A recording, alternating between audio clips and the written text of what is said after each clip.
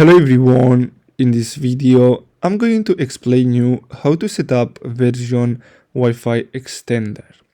So the first step is to plug the Wi-Fi extender into a power outlet next to the Verizon Internet Gateway and wait for a solid yellow light. Now after that you're gonna have to press and hold the unified button on the Wi-Fi extender for 3 seconds, then the pair button on the Verizon Internet Gateway within 2 minutes.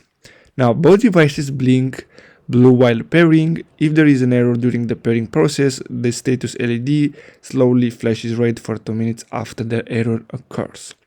Once a solid white or blinking yellow light appears on the Wi-Fi extender, it's paired. Now unplug the Wi-Fi extender from the power outlet and simply move it wherever you want, and that's it. So I really hope you found this video helpful. Don't forget to like and subscribe. Thanks for watching.